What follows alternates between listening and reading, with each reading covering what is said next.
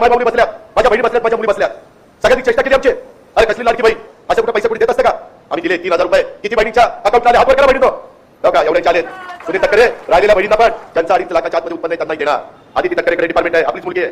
तिला सांगितलं आदिती काळजी करू नको. जे काही आपल्या बहिणी राहिल्यात, माय माऊली राहिल्यात, मुली राहिल्यात, त्या 21 ते 65 वयोगटातल्या त्यांना आपल्याला मदत करायची. आपल्याला त्यांना सबल करायचं, सक्षम करायचं. आताच मला पूजा ताई सांगत होत्या, दादा एक बहीण आली, मला 3000 रुपये मिळाले. मला बीपीच्या गोळ्या होत्या, बीपीच्या गोळ्या घ्यायला पैसे नव्हते. मी त्या 1500च्या बीपीच्या गोळ्या आणल्या आणि माझं आरोग्य चांगलं करण्याचा प्रयत्न केला. मदत झाली नाही. अरे काय माझ्या माय माऊलीला, जिला कुणी घरामध्ये तिच्याकरता पैसा देत नाही, देतात तिच्या कुटुंबाकरता देतात. तिला काहीतरी अपेक्षा असते ना, चिपळूणच्या बाजारामध्ये जाऊन काहीतरी मी घ्यावं, काहीतरी माझ्याकरता खर्च करावं. तिला जीव नाही, तिला मन नाही, आणि म्हणून आम्ही हे सगळं केलं. आज मी महाराष्ट्रामध्ये जनसन्मान यात्रेच्या निमित्तानं फिरतो. आज मुख्यमंत्री लाडकी बहिणीच्या निमित्तानं मुख्यमंत्री दोन्ही उपमुख्यमंत्री फिरतात. अक्षरशः माझ्या माय माऊलीच्या चेहऱ्यावर आनंद पाहायला मिळतो, उत्साह पाहायला मिळतो, हसरा चेहरा पाहायला मिळतो. आम्हाला तेच पाहिजे. आणि आम्ही कुणाला दिलं? गरिबांना दिलं. गरिबांना द्यायचं नाही, सगळ्या जाती धर्माच्या महिलांना दिलं. मागासवर्गीय, आदिवासी, अल्पसंख्याक, बहुजन, ओबीसी, भटके सगळे 40 लाखाच्या आतमध्ये उत्पन्न असलं पाहिजे. काय चुकीचं केलं? आज 46,000 कोटी रुपयाचा पैसा दरवर्षी महाराष्ट्राच्या वेगवेगळ्या दुकानामध्ये येणार आहे. महिला काही ना काही घेणार ना, तो पैसा बाजारात येणार ना, त्यांना अर्थचक्र फिरणार ना, छोटे मोठे धंदे पण चालणार ना. काही त्यांच्या स्वतःच्या कामाकरता, काही रॉ मटेरियल घेण्याच्या करता. एक बहीण म्हणली, दादा मला रक्षाबंधनाचा कार्यक्रम आला, मी राख्या बांधण्याच्या करता, राख्या तयार करण्याच्या करता वेगवेगळे दोरे आणि बाकी चाललं 1,500 आणलं, त्याच्यात राख्या बनवल्या आणि राख्या बनवून विकल्या. तिला 20,000 रुपये मिळाले. 1,500चं मटेरियल, रॉ मटेरियल त्याला आपण म्हणतो, कच्चा माल, आणि त्याच्यात तिला 20,000 केले. महिलांना खूप काही कळतं, कारण ती भगिनी त्या घरामध्ये रात्रंदिवस राब राबती. सगळ्यात पहिली घरात कोण उठती? तुम्ही झोपता ना. सगळ्यात शेवट कोण झोपता? तुम्ही झोपता. आम्ही पुरुष माणसं आले की जेवण चला चला झोपा. आपण घर कोण बंद करणार? आहे ना बायको, तू काय करतो? तू नुकता झोपा का? हे जे काही आहे 24 तासामध्ये एवढी माझी भगिनी, माय माऊली, माझी मुलगी इतकं काम करते, तर तिला कुठेतरी सबल करायला नको, सक्षम करायला नको. ही योजना पुढे पण 5 वर्ष आपल्याला चालवायची का नाही? चालवायची. त्याच्यात 5 वर्ष योजना अतिशय निर्विवादपणे चालवण्याचा निश्चितपणे तुम्हाला शब्द या सभेच्या निमित्ताने देतो. उलट नंतर त्याच्यात वाढच करेन, काळजी करू नका. आम्हाला कळतं एवढं थांबलो नाही. 52 लाख कुटुंबांना 3 गॅस सिलेंडर फ्री वर्षाला, आणि इतकं पारदर्शक केलं. कुणाच्या हातात पैसे नाही, तहसीलदार, प्रांत किंवा आणखी कुणी तो नाही देणार, आमदार खासदार नाही देणार. डायरेक्ट तुमचं लिंक कशाशी? आधार कार्डशी लिंक, आणि ते आधार कार्डशी लिंक असताना डायरेक्ट तुमच्या अकाउंटला पैसे. मध्ये कुठेही गळती नाही, पिळती नाही. तुमचे पैसे तुम्हाला कधी काढायचे तुम्ही ठरायचं. काही जण म्हणाले पैसे आले ना 3,000 रुपये जुलै ऑगस्ट दिले, काय म्हणजे काढा परत घेतील. अरे काय, अरे भाऊ बीजेची बहिणींनी रक्षाबंधन केलेलं, राखी बांधल्याची वाणी कुणी परत घेतं का? आपल्याला कल्पना, आपण लाडकी बहीण योजना सुरू केली. आज आपण वर्षाला 18,000 रुपये, महिन्याला 1,500 रुपये लाडक्या बहिणींच्या खात्यामध्ये देतो.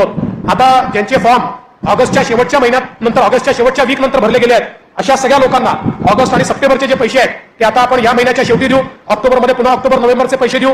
त्यामुळे कुठल्याही परिस्थितीमध्ये काँग्रेसच्या लोकांनी कितीही प्रयत्न केला तरी लाडकी बहीण योजना आम्ही बंद होऊ देणार नाही, हा देखील माझा तुम्हाला शब्द आहे.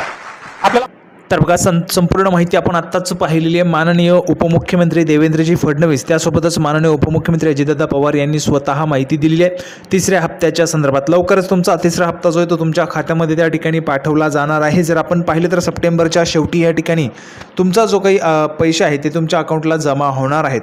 आता बघा, एक फायनल तारीख देखील मी तुम्हाला सांगणार आहे. त्या तारखेला तुमच्या अकाउंटला पैसे जे ते जमा होऊन जाणार आहे, ती तारीख देखील तुम्हाला पाहायला मिळणार आहे. फक्त व्हिडिओ शेवटपर्यंत पहा, संपूर्ण माहिती तुम्हाला कळणार आहे. तर पाहू शकता बघा, पुढची आणि अतिशय महत्त्वाची माहिती आपण पुराव्याच्या सहित संपूर्ण माहिती देत असतो. कुठलीही खोटी माहिती आपल्या चॅनलवर दिली जात नाही, तर खरी आणि पुराव्याच्या सहित माहिती असते. बघा, पुढचा पुरावा तुम्हाला पाहायला मिळतंय. केंद्रीय निवडणूक आयोगाचे मुख्य आयुक्त राजीव कुमार आणि आयोगाचे 2 उपायुक्त हे 26 सप्टेंबरपासून 3 दिवस मुंबई दौऱ्यावर त्या ठिकाणी येत आहेत. ठीक आहे. त्यानंतर बघा, आगामी विधानसभा निवडणुकीच्या तयारीसंदर्भात ते आढावा घेतील. बघा, आगामी जी काही विधानसभा निवडणूक महाराष्ट्रात आता लागणार आहे निवडणूक, तर त्या निवडणुकीच्या अगोदरच या ठिकाणी 3 दिवसीय मुंबई दौऱ्यावर ह्या ठिकाणी मुख्य आयुक्त आणि आयुक्त हे देखील या ठिकाणी महाराष्ट्र दौऱ्यावर येत आहे. म्हणजेच केंद्रीय निवडणूक आयोगाची जी काही टीम आहे ती महाराष्ट्र दौऱ्यावर या ठिकाणी येत आहे 26 सप्टेंबरपासून. त्यानंतर बघा, पुढे जर आपण पाहिलं तर निवडणुकीच्या तयारी संदर्भाचे ते आढावा घेतील. राजीव कुमार यांच्या 26 सप्टेंबरला रात्री मुंबईत आगमन होईल. 27 सप्टेंबर रोजी सकाळी 10 वाजता ते राजकीय पक्षांची बैठक घेतील.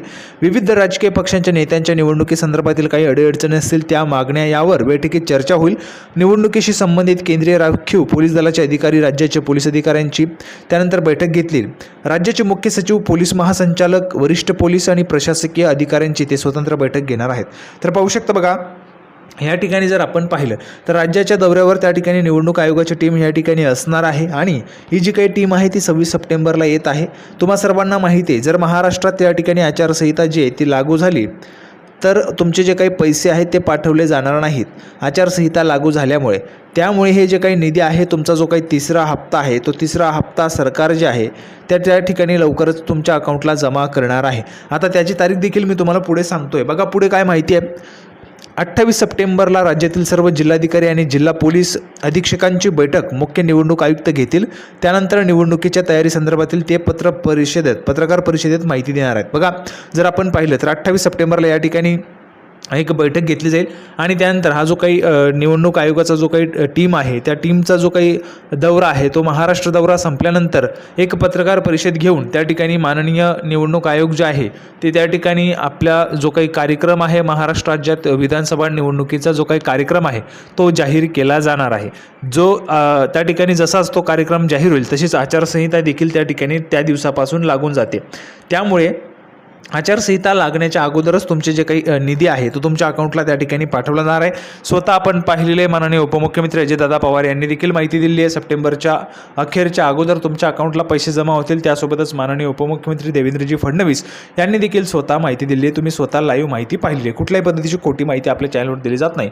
आता राहिला विषय 3 दिवसात पैसे येण्यासंदर्भात. बघा, आजची 22 तारीख आहे. आज 22 तारीख आहे. आजपासून 3 दिवस म्हणजेच काय तर 25 सप्टेंबर. 25 सप्टेंबरला सोलापूरला, बघा सोलापूर या ठिकाणी राज्यस्तरीय जो काही आपला हा आहे लाडकी बहीण योजनेचा जो काही वचनपूर्ती सोहळा आहे तो आयोजित करण्यात आलेला आहे सोलापूरला. त्या ठिकाणी मेळावा होत आहे, सोहळा होत आहे, वचनपूर्ती सोहळा लाडकी बहीण योजनेसंदर्भातचा. तर त्यावेळेस त्या दिवसापासून तुमच्या अकाउंटला जे काही पैसे ते जमा होण्याची माहिती आपल्याला मिळालेली आहे. त्या दिवसापासून तुमच्या अकाउंटला जे काही पैसे ते मिळू शकतात त्याची माहिती जी आहे ती त्या ठिकाणी आपल्याला मिळालेली आहे. त्यामुळे 25 तारखेपासून तुमच्या अकाउंटला पैसे जमा होतील. म्हणजेच आजपासून 3 दिवसांनी तुमच्या अकाउंटला जे काही पैसे ते जमा व्हायला सुरुवात होणार आहे. महिलांनी काळजी करायचं नाही, घाबरून जायचं नाही आहे. ज्या महिलांचे अर्ज मंजूर झालेले आहेत त्या महिलांना पैसे मिळणारच आहे. ज्या महिलांना आतापर्यंत 3,000 रुपये मिळाले असेल त्यांनी कमेंट बॉक्समध्ये 3,000 रुपये लिहून पाठवा. तुम्हाला 1,500 रुपये आता वाटप केले जाणार आहेत. आणि ज्या महिलांना एकही रुपया मिळालेला नाही, 0 रुपये मिळालेले आहेत त्या महिलांना आता 4,500 रुपये वाटप केले जाणार आहेत. 31 ऑगस्टच्या अगोदर जर तुमचे अर्ज आले असतील तर त्या संदर्भात देखील आपण माहिती पाहिलेलीच आहे. हा व्हिडिओ तुम्हाला आवडला असेल अशी अपेक्षा करतो. लाडकी बहीण योजनेच्या छोट्यातले छोटे आणि मोठ्यातले मोठे अपडेट मिळवण्यासाठी सर्व माता भगिनींनी पटकन व्हिडिओला लाईक करा, चॅनलला पण सबस्क्राईब करून घ्या आणि हा व्हिडिओ जास्तीत जास्त माता भगिनींपर्यंत पण शेअर करा.